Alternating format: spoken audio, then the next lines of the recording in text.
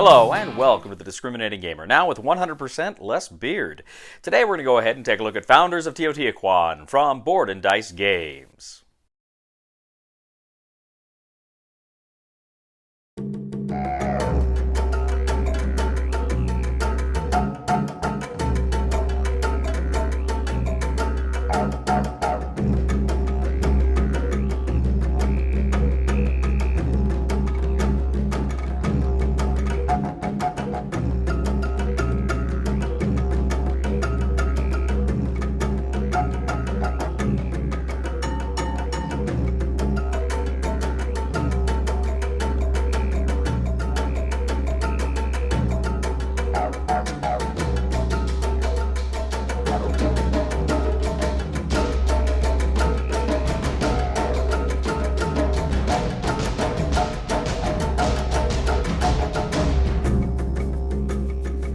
Hello everybody, we'll get back to the review in just a second. I just want to take a moment to ask you to go ahead and check out and subscribe to my other channel, that is Cody Carlson PhD, where we talk about military history and books on history and fun things like that. Please check that out, please subscribe, and now, back to the review.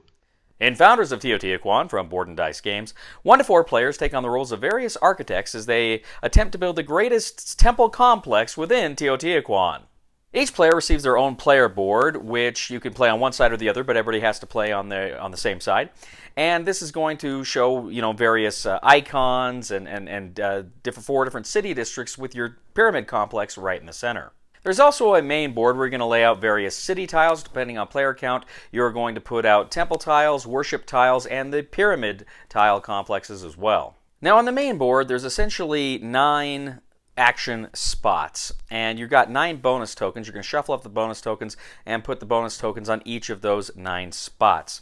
Now, what you're going to do is you each have an architect. You're going to place that architect, depending on player order, on one side of your board, on the bottom, on the left, the top, or the right side of your board. Each player is going to place that on a different side of the board. Now, what that means is that architect tells you can only build on that side of the board. You can only build from the roughly the center of the board toward you.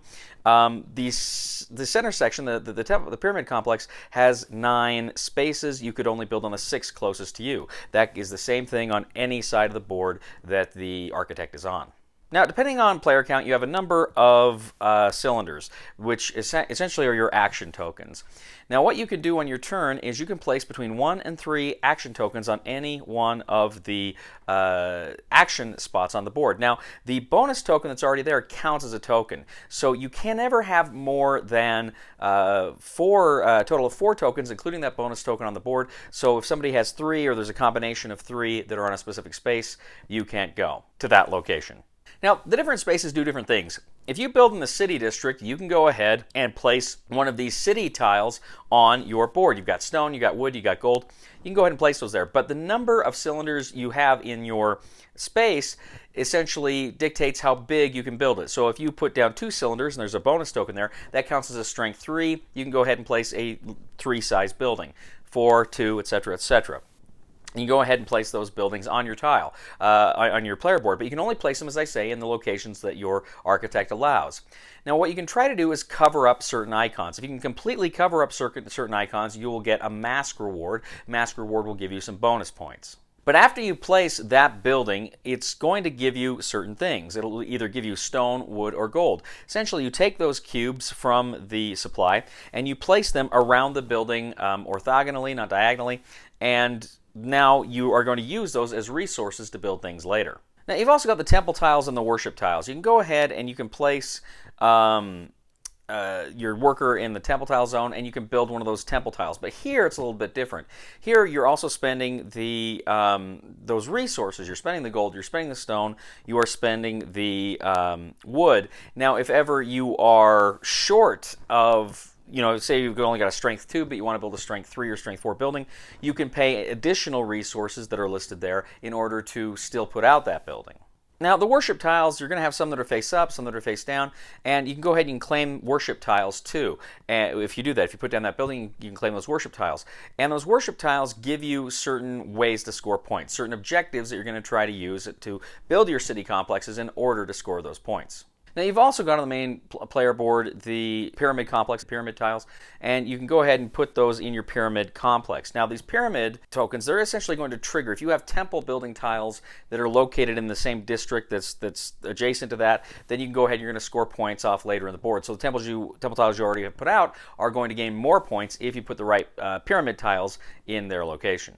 Now, you've got, as I said, those 9 spaces, but you can cover up, say, 4 spaces or 6 spaces, and then put another one on top in the center. This is how you're building your pyramid. And again, that's the way you can score, in multiple ways, you can score your temple tiles.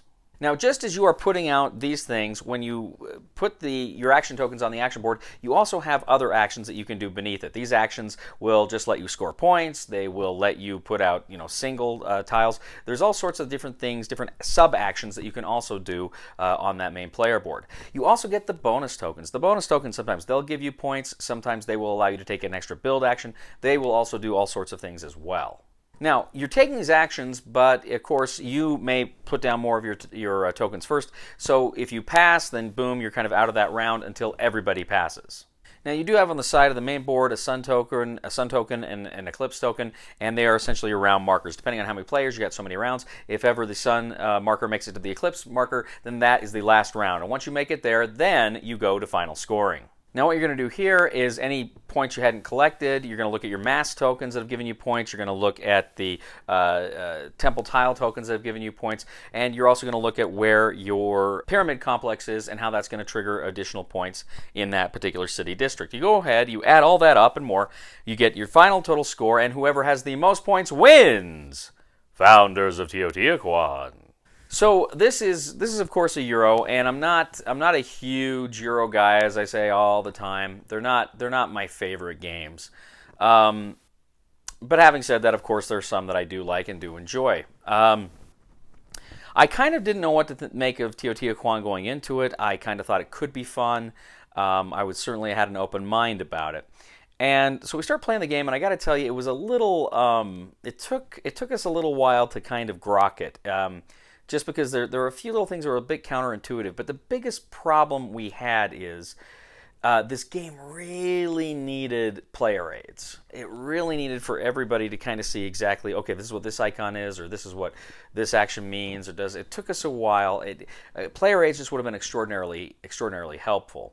And player aids. If you don't have a player aid, you want to have something on the back of the rule book. But you don't want to be fishing through the rules for every little thing. Now, having said that, after about 3 or 4 turns, we got it, and it came to us. But they were a tough first few turns getting through, and there are a lot of pauses and a lot of looking in the rule books, a lot of looking on BGG. So there was a lot of that. But once you got it, and it's like, okay, all right, this makes sense now. But consequently, by that time, a lot of us, our strategies weren't quite optimum because we didn't quite get it.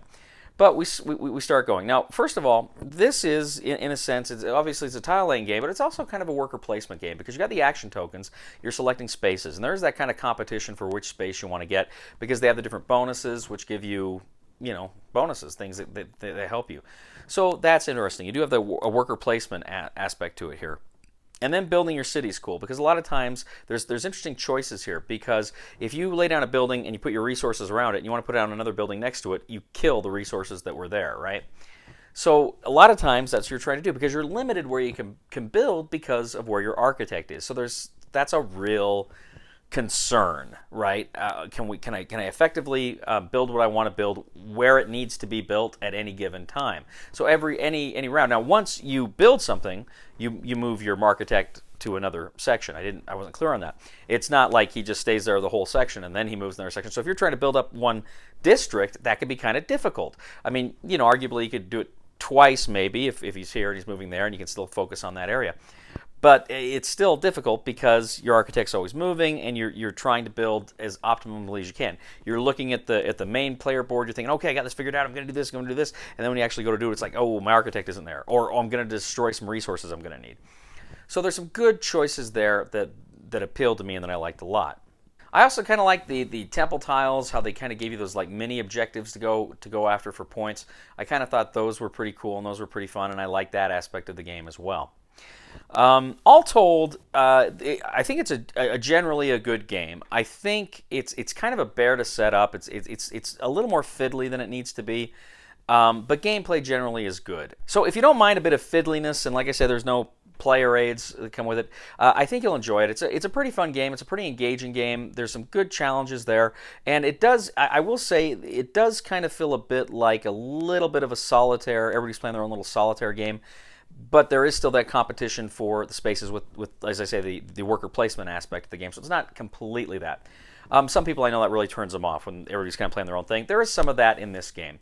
Generally, however, I liked it. I thought it was fun. Because of some of the issues, I'm not comfortable giving it a full-out buy it recommend. I'm just going to say try it before you buy it, but it's a positive try it before you buy it. There you go. Thank you once again for joining us today on The Discriminating Gamer. As always, we ask you to please leave a comment for us on YouTube, on Board Game Geek, on our Facebook page, or on thediscriminatinggamer.com. We'd ask you to please like us on Facebook, subscribe to us on YouTube, and follow us on Twitter. I'd also ask you to please check out my other channel, that is Cody Carlson, PhD, where we take a look at military history and books on history and fun things like that. Please check it out, please subscribe, and please leave a thumb for this video on Board Game Geek. And now, ladies and gentlemen, I'm very excited to announce something. I'm launching a series of books aimed at kids. I hope I hit one of them. Please somebody help me.